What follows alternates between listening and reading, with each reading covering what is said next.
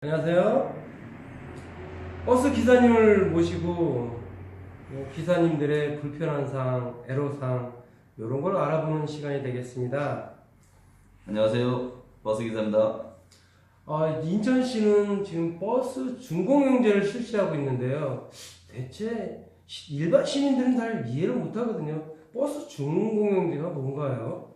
네, 그 버스 준공영제는 그 시에서 그 관여해서 운영을 하면서 버스 운전 근로자들의 근로 조건을 향상시켜서 시민들을 위한 교통 서비스 질을 높이고자 함인데, 이것이 그 사업주가 구성해서 하는 수익금 공동관리위원회에서 운영을 하다 보니까 사업주의 그 경제적 이익 확보를 위한 도구로 이용될 뿐만 아니라 결과론적으로 근로자들의 심리적 불만족과 가정경제 불안, 그로 이어져서 버스 서비스 질을 약화시키는 결과를 지금 낳고 있습니다.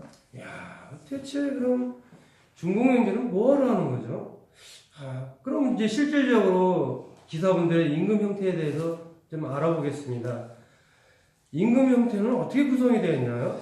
네, 그 임금 협정서에 따르면 그 기사들의 호봉을 1호봉에서 5호봉까지 이렇게 5등급으로 구분을 해놨습니다. 거기에 따르면 1호봉은 그 1년 미만, 네. 그다음에 이제 2호봉은 1년에서 2년, 3호봉은 2년에서 5년, 4호봉은 5년에서 8년, 그다음에 이제 5호봉은 8년 이상 이렇게 이제 구분을 지어주고, 근데 이제 실질적으로 그 이렇게 구분을 해놓고 거기에 따라서 이 사칙이 지켜지지 않은 단협에 대한 조건에 따른 기사들의 처우를 제대로 안 해주는 게 문제죠. 그 이제 4조 2항을 보면은 4조 2항에 그 중요한 대목이 여기서 지금 서로 간에 이제 의견이 대립되고 있는데요.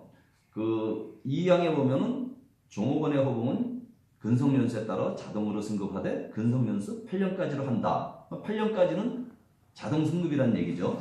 네, 그리고 그 끝항에 보면은 폐지가 된 때는 즉시 승급 심사를 폐지하고 모든 호봉의 승급을 근속연수에 따른 자동 승급으로 다시 또 원론적인 최초 항에 따라서 전환한다. 이렇게 앞뒤를 이렇게 못을 박았어요. 근데 이제 그 저희 근로자들 입장은 그 중간에 삽입한 내용 가지고 회사 측하고 이제 서로 상반되는 의견이 대립되는데요.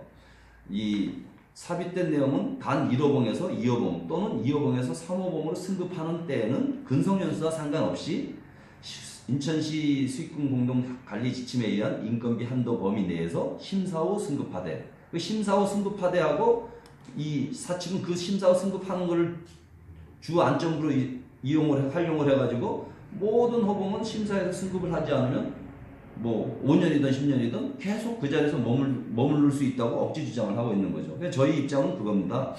이 중간에 인건비 한도가 정규직 90%, 3호봉 이상, 그 다음에 비정규직 10% 이렇게 구분이 되어 있는데, 인천시 버스 회사가 그 90%에 미치지 못한 회사가 대부분이다 보니까 그 90%를 맞춰주기 위해서 뭐 굳이 2년 3년 가지 않아도 몇 개월 돼도 그 90% 프로테지가 부족한 회사들을 프로테지를 맞추기 위해서 심사해서 그 빨리 좀 승급 좀 시켜주라고 이렇게 삽입된 내용으로 우리는 사료가 되는데, 사측은 이 원론적인 근속연수에 따른 자동 승급이라는 그 못을 박은 그거를 부정하면서 이 가운데 삽입한 이 보충한 설명한 이 내용만 가지고 승급을 뭐 회사에서 뭐 근속연수가 10년이든 뭐 아무리 오래가 돼도 승급을 안 해줘도 된다, 이런 뭐 억지 주장을 하고, 또 거기에 따라서 우리가 바른 소리를 내니까 유언비어를 날포하느니 뭐 불이익을 주느니 이렇게 뭐 협박성 발언을 일삼으면서 압박을 가하고 있는 실정입니다.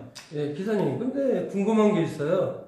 아니, 우리 기사님들이 이제 보시게 되면 인건비 한도 금액, 그 어떻게 책정이 되어 있는 거죠? 네, 제가 알고 있는 바로는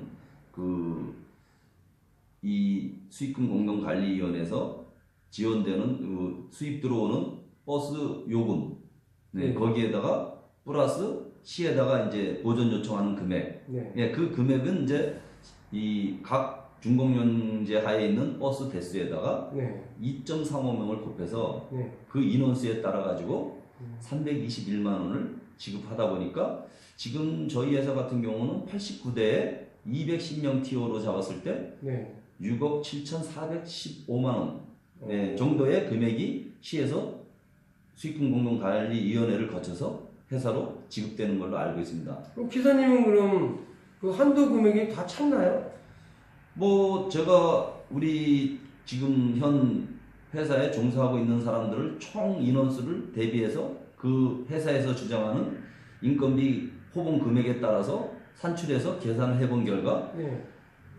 한 2,300만 원이 남는데도 불구하고 회사는 오히려 400만 원이 더 사장님 주머니에서 나가면서 지급돼 가지고 인건비 한도 금액을 초과해서 여력이 부족해서 호봉을 못 올려준다 이렇게 억지 주장을 하는 거죠.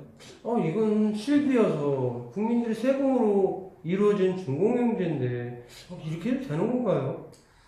그러니까 지금 이런 부분을 가지고 저희 같이 근무하는 동료들이 지금 노동부에 이렇게 의견을 제소한 입장인데 사측은 오히려 반성을 하기는커녕 이 사람들을 불이익을 준다, 호봉은 절대 못 올려준다 이런 식으로 억압을 하면서 탄압을 하고 있는 지금 실정이에요. 안타깝네요. 그럼 다음으로 넘어가서 촉탁직 근로자의 임금은 어떻게 책정이 되어 있나요? 네, 그 촉탁직 근로자는 보면은 이제 임금 피크제라 그래가지고 그 퇴사 전 임금의 75%로 감액해서 지급한다 이렇게 나와 있어요. 그러면 그렇게 되면 지금 기존 그 촉탁직이 받고 있는 급여를 수준을 봤을 때 한 20여만 원 정도를 더 받을 수 있는 여건인데도 불구하고 이 촉탁직 근로자들도 재계약에 안 해줬을 때 그런 불이익 때문에 자기 그 일거리가 잘릴 거를 대비해서 다른 소리도 못 내고 회사에서 쥐어주는 대로 따르고 그냥 회사 눈치만 보는 입장으로 흘러가면서 회사는 그걸 이용해서 호봉 문제라든지 임금 피크제라든지 이런 거는 법에도 나와 있지만 제대로 집행을 하지 않고 지금 계속적으로 거기에 대한 차액분을 지금 착취를 하고 챙기고 있는 입장이 되는 거죠. 참 안타까운 일이네요. 그럼 상여금은 어떻게 구성이 되는 건가요? 그 상여금 문제는 지금 세 개 분류로 나눠서 6개월에서 1년까지는 300%, 1년에서 2년까지는 450%, 2년에서 5년까지는 600% 이렇게 구분을 해서 이 근로자들한테 지급하게 되어 있음에도 불구하고 이 호봉을 제대로 근속연수에 따라서 올려주지 않다 보니까 거기에 호봉을 안 올려주고 남는 차액분에 대해서 회사가 그걸 지금 착복하고 있는 상황이 되는 거죠. 그럼 상여금을 지금 못 받는 경우도 있네요? 그렇죠. 상여금이 호봉 문제에 따라서 1, 2만 원 차이가 아니라 30만 원, 60만 원 이렇게 많은 금액이 차이가 되다 보니까 지금 현 우리 종사하고 있는 근로자들의 일호봉 똑같은 일을 동일 업종에서 똑같은 일을 매일 반복되면서 하는데도 불구하고 1호봉하고 3호봉 급여 차이가 100만 원이 지금 넘게 나고 있는 실정입니다. 그래서 호봉 문제를 근속연수에 따라서 자동으로 올려줘서 그 차액을 최대한 줄이라는 입장의 취지가 이 임단협의 형성 취지 같은데 그거를 무색할 정도로 호봉을 안 올려주고 거기에 대한 차액금을 지금 지속적으로 회사가 착복하고 있는데도 우리가 이런 문제를 갖다가 버스 정책과도 알아보고 시에도 알아보고 노동부에도 알아보고 했지만 그 관계자들의 미온적인 답변과 일일이 찾아다니면서 이 기사들이 찾아서 일을 하기가 수월치 않죠. 힘 많이 드셨겠습니다. 그럼 끝으로 지금 준공영제에 대해서 어떻게 생각하시나요? 저희 입장은 그렇습니다. 시가 국민의 세금을 가지고 버스 기사들의 지원을 해주고 있지 않습니까? 그러면은